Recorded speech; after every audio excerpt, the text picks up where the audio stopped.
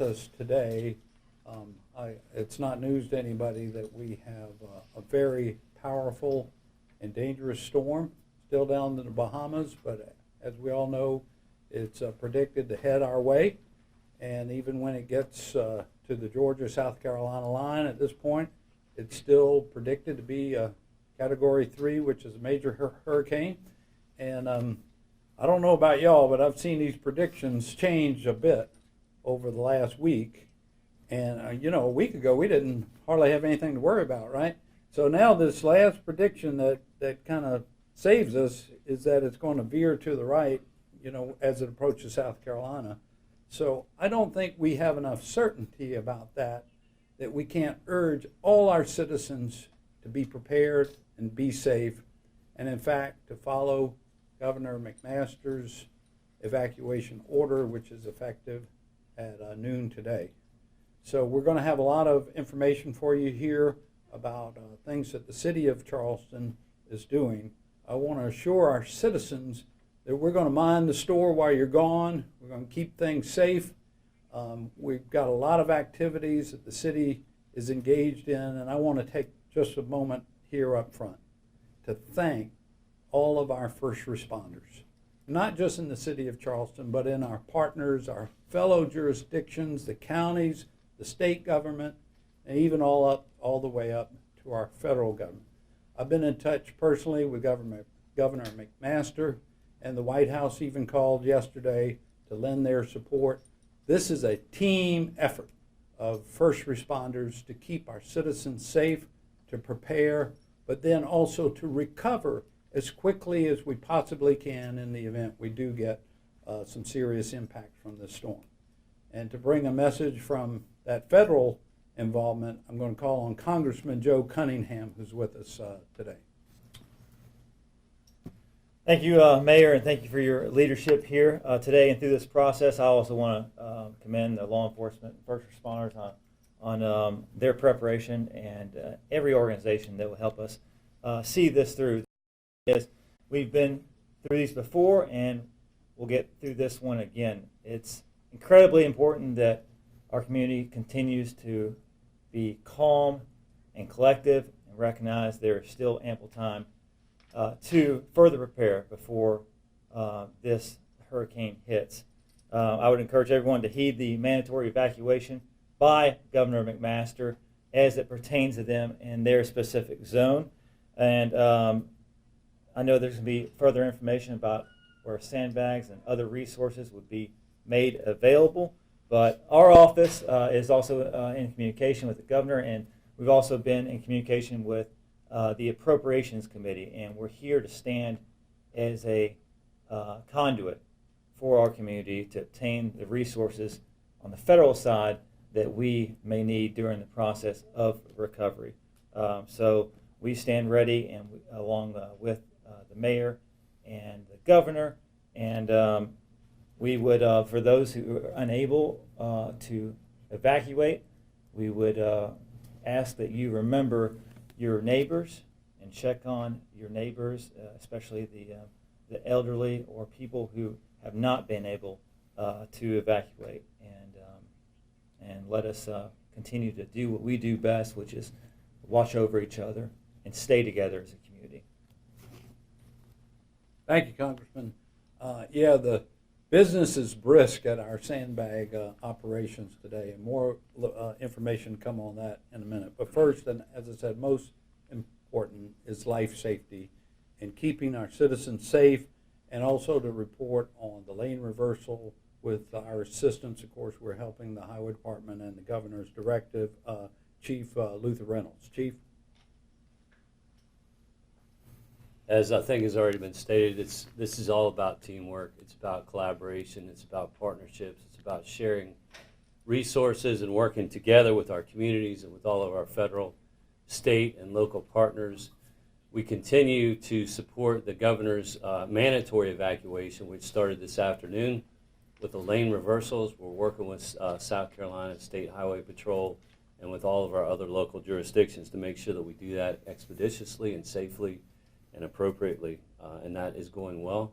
As we sit here and talk today, we're paying close attention to our communities. I think it's important to tell people that because a lot of people are leaving their homes. We're encouraging them to do that, to evacuate.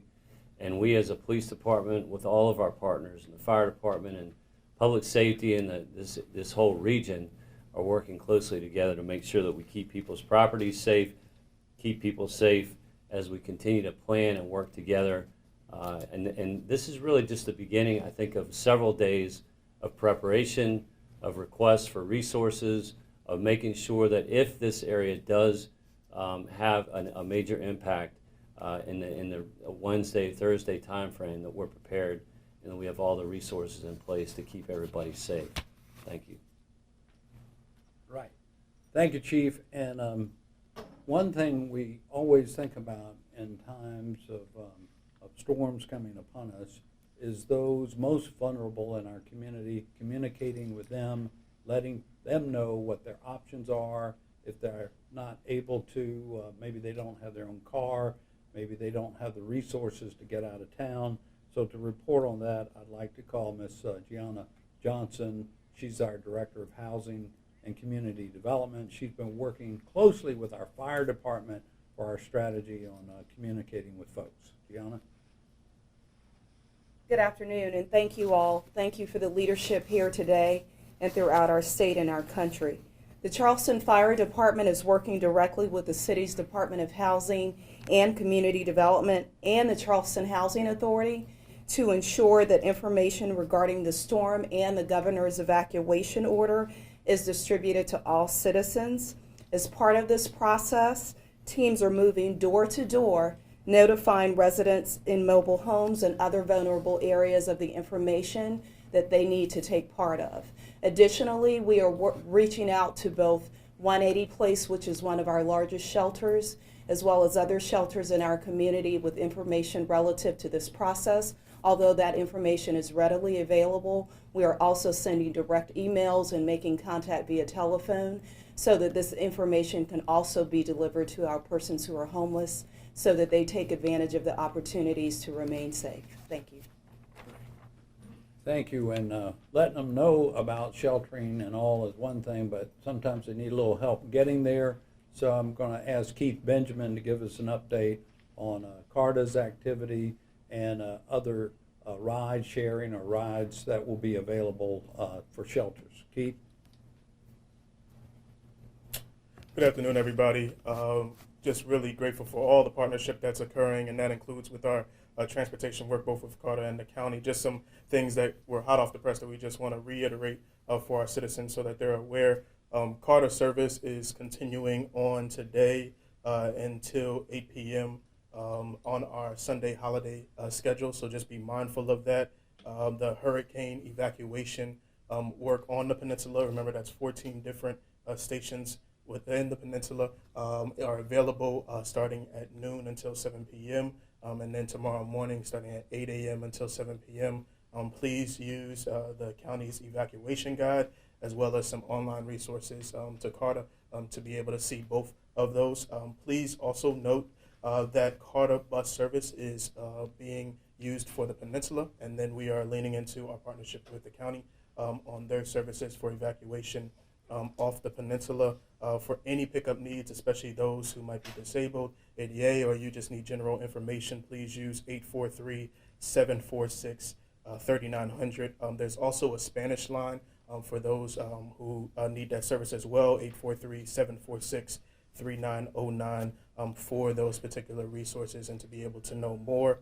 The other piece that we wanted to make sure folk were aware of is that our garages are now open for cars, not boats and trailers, but for cars to be able to park free and to be able to have your vehicle safe. So please check out the press release from the city to note all those different garages that are open. The Gill Yard is being reserved for emergency services, but all others that are listed in the press release are available to you. Thank you. Thank you, Keith. And it's quite a list of garages, so everybody has a place to keep their car safe. Now, I know it looks like this team comes together like at a split second with all these plans and preparations instantly come together. But in fact, there's a lot of preparation that goes into this team being able to come together like we do. And I'd like to call on Shannon Scaff, who's our Director Director of Emergency Services, to just fill in some loose facts here for the rest of the conference. Shannon? Thank you, Mayor. Good afternoon, everybody. Under the leadership of Mayor Tecklenburg, there's a tremendous amount of work being completed as our Emergency Operations Center is at full activation, and we are currently at OPCON 1. It's been said a few times now, talking about the teamwork. I know I speak for the entire team here in Charleston when I say we are very proud of the teamwork and coordination between our city and that of Mount Pleasant, North Charleston, and Charleston, Berkeley, and Dorchester counties. As I've said to many of our citizens this year, though wind is a real concern with this storm, it's been 185 mile an hour winds down to the south. We all know that the real concern here for Charleston is water. Water is a killer, and we need to keep that in mind as we begin to prepare for evacuations. Please keep that in mind. This storm is moving slowly, and so it's giving us a little bit of time. And so I want you to take advantage of that time. Make sure you have your affairs in order. And then I'll close off with this, just a few details regarding shelters in Charleston County. These shelters should be used as a last resort if you're not able to evacuate to another location. I'll briefly go over the shelters with you. The Coastal Pre-Release Center is a pet-friendly shelter. You'll need to stay with your pets at that shelter. It's located at 3765 Leeds Avenue in North Charleston. Military Magnet Academy at 2950 Carner Avenue in North Charleston. R.B. Stahl High School at 3625 Ashley Phosphate Road, and Jerry Zucker Middle School at 6401 Dorchester Road. Thank you very much. Thank you, Shannon. As I mentioned, our business has been brisk at our locations this morning to serve the public with sandbags and give us a report on that, and also in an important matter of garbage and trash collection, Tom O'Brien with our Public Service Department. Tom? Thank you, Mayor. First, I'd like to talk Carolina Waste and Republic, who are the city's trash and garbage collection, have suspended operations as a result of the governor's call for the evacuation. So there will, as a result of that, there will be no collection on Daniel Island or outer West Ashley. City crews tomorrow will be collecting the peninsula, which is a normal Monday route. As a result of the holiday, we're 1 day behind. The reason for that, due to possible flooding related to storm surge and flooding and water from that event. So they will therefore be making that collection tomorrow. After that, all garbage and trash collection in the city will be suspended until further notice. As the mayor mentioned earlier, one more thing on that, is we ask all citizens as you get ready to evacuate or you say to please secure your garbage cans and your trash in your house. As a result, as I said, there will be no collection after tomorrow. The sandbags are going fantastic. As of noon today, we've given out 26,000 sandbags. That's in 4 hours. At our locations, which are 14 Sumar Street, which is the old Piggly Wiggly West Ashley, West Ashley Park at 3601 Marietta Boulevard, James Island Town Hall, that's the conjunction effort between the city and the town of James Island, and the Grace Bridge Street, which is at 5 Grace Street, which is our peninsula location. We also, we've had some people that have shown up at Milford Street, and we have a signage that's been placed there to direct them to the Grace Bridge Street. And the final location is the Volvo Car Stadium on Daniel Island. Sandbag operations will continue through tomorrow at this time. We are getting sand delivered constantly. Citizens and everybody's been great doing that, and we continue to offer that service through tomorrow. Thank you. Well, thank you, Tom. And again, I just want to reiterate how important it is for everyone to be prepared and be safe. We urge you to evacuate, particularly if you live in a low-lying area. If you stay in town, to hunker down and be safe, stay out of harm's way. I did want to also thank Councilmember White, Gary White, for being with us here today. Our city council has been meeting telephonically by phone conference every day, keeping them up to date. And as I was out this morning, City council members were out helping people fill sandbags and being helpful in every way that they can. So without further ado, if anybody has any questions, we'd be happy to respond. Yes, sir. Yeah, Mr. Mayor, are you going to urge people to stay away from the battery when it gets really bad? You know how people like to go downtown and watch the waves. Will there be any enforcement having a battery or anything like that if it gets really bad? If it gets really bad, we will ask people to stay away from all public areas. I must tell you, my recollection of Hurricane Matthew, when I was coming to the MEOC that night, and we were expecting it to arrive overnight, and I did a quick ride around the city, and the streets were all deserted. There was nobody to be seen, and I felt that our team had done such a remarkable job getting everybody tucked away and safe somewhere. So absolutely, when the storm is impending upon us, we will ask everybody to stay out of harm's way. Yes, sir. Talking about ditches throughout the city, especially in West Ashley, crew's been out cleaning those the last couple of days. Correct. Mr. Fountain is not with us today, maybe notably absent because he's out working with his crews. They continue to clean storm drains, and we've activated extra crews from sidewalks and other activities to help them with normal maintenance, last minute maintenance, if you will. They've been checking our pumps at the pump station at Concord Street, and also placing putting in place a few auxiliary pumps as well. So they're out there, and we'll be working until they can't work no more. And Mr. Mayor, seconding that question, we know your team is out there making sure you're doing what you can to prevent flooding. Is there something residents and homeowners can do to kind of help them in a scenario of flooding?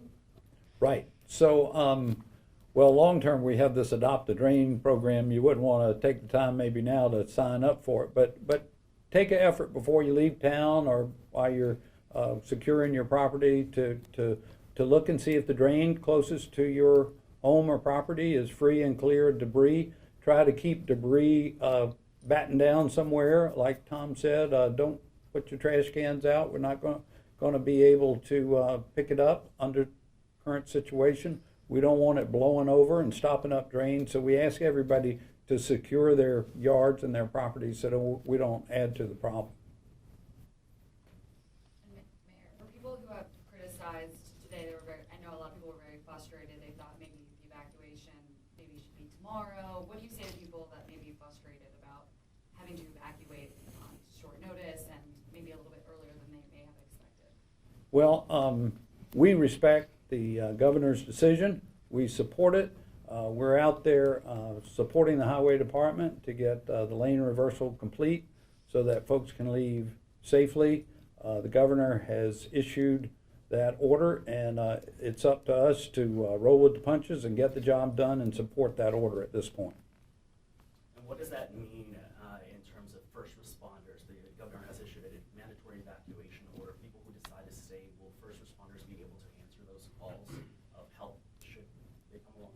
Absolutely. We'll be on duty, fire, police, and our other first responders immediately after the storm to be able to recover as quickly as possible. You know, there is that window when wind and weather gets to the point where it's not safe for a response to be made. But other than that, we will be fully ready for a response. And it does bring up the point, I mean, if someone stays in harm's way, they're basically putting our precious first responders at risk. And so we ask people to be thoughtful and mindful about that. Even if you stay in Charleston, don't be going out, when you shouldn't be and putting yourself at risk, which would also put our first responders at risk also. Well, thank you all for being here today. We'll have another update, I'm sure, tomorrow as this storm approaches. Everybody be ready. We're going to mind the store while you're gone, and thank you all for being here. All right.